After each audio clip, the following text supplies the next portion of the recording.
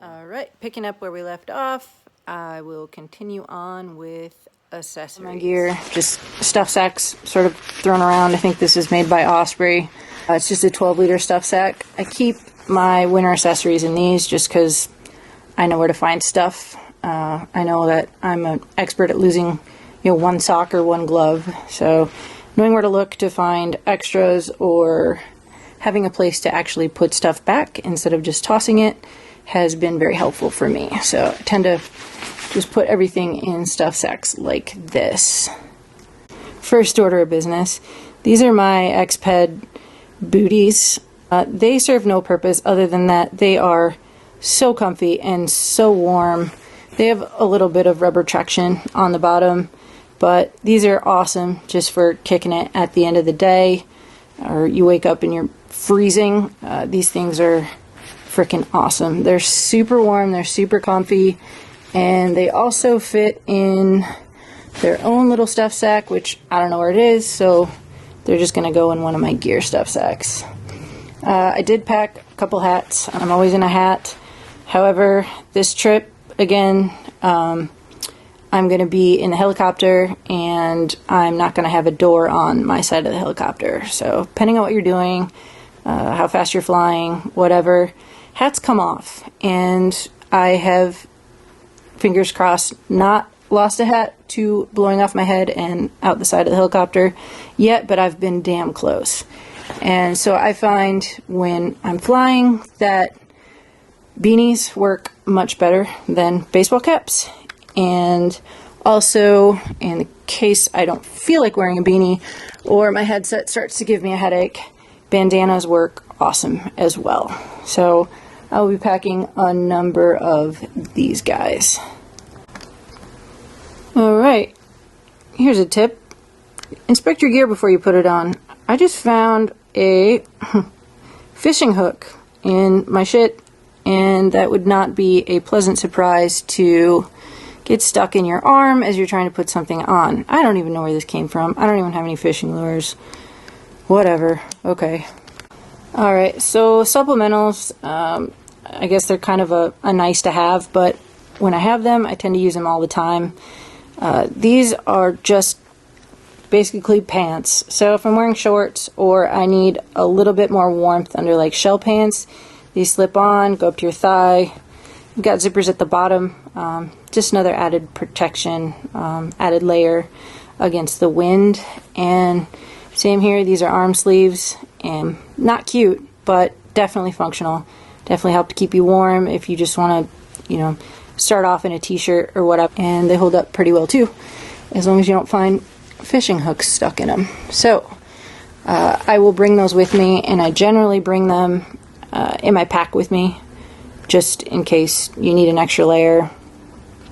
Super easy to tote around, don't require changing your clothes, and light, don't take up much room. So those are pretty solid, and I have grown to love them over the years. Alright, first cold weather essential, balaclava. I know it's super cute, that's why I got it. I'm sure I look great, and that I will be receiving a lot of compliments while I wear this.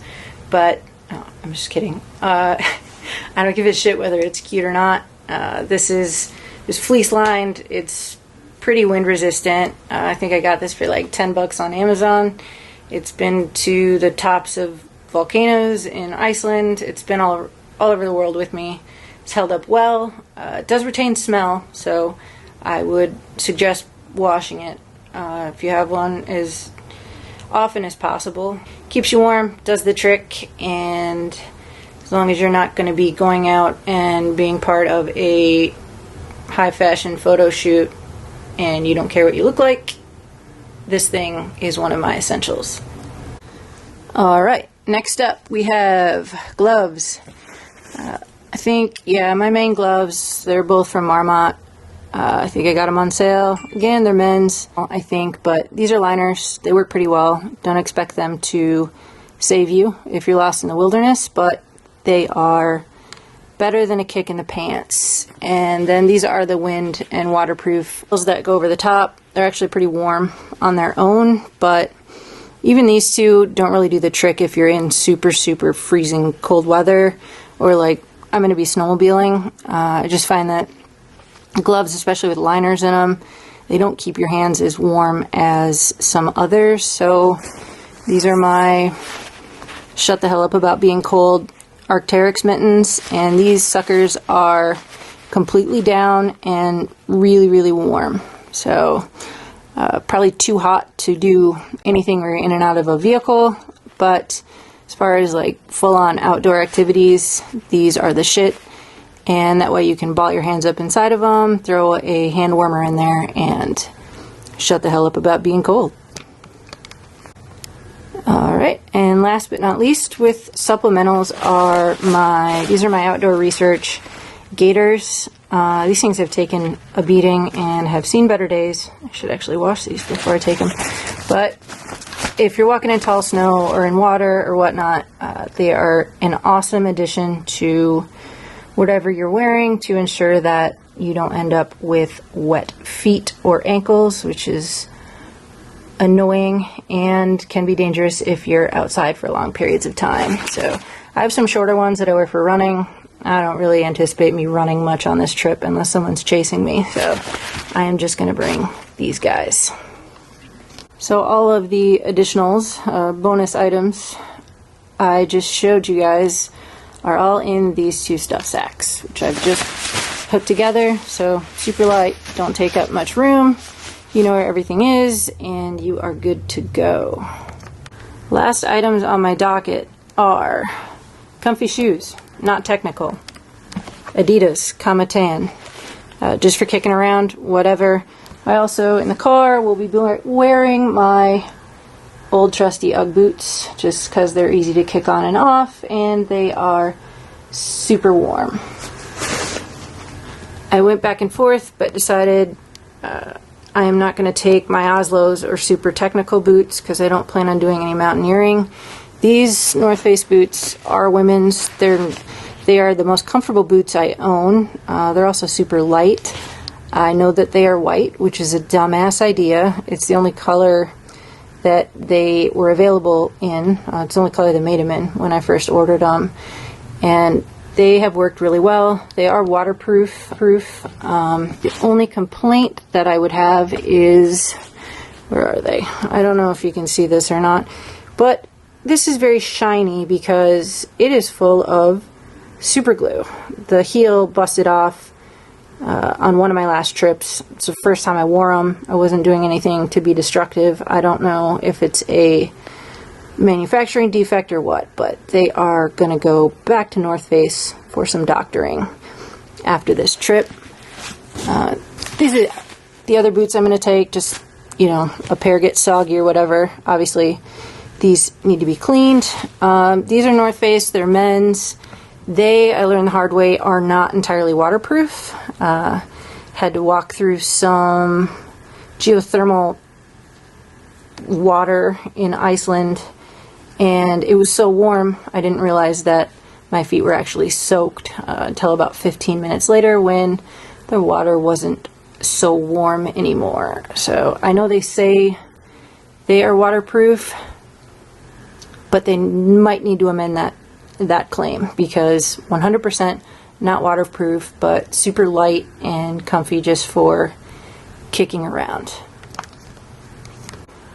And final item as far as clothing goes, I'm just going to bring, this is a submersible waterproof bag made by Cast King. I think I got it from Amazon.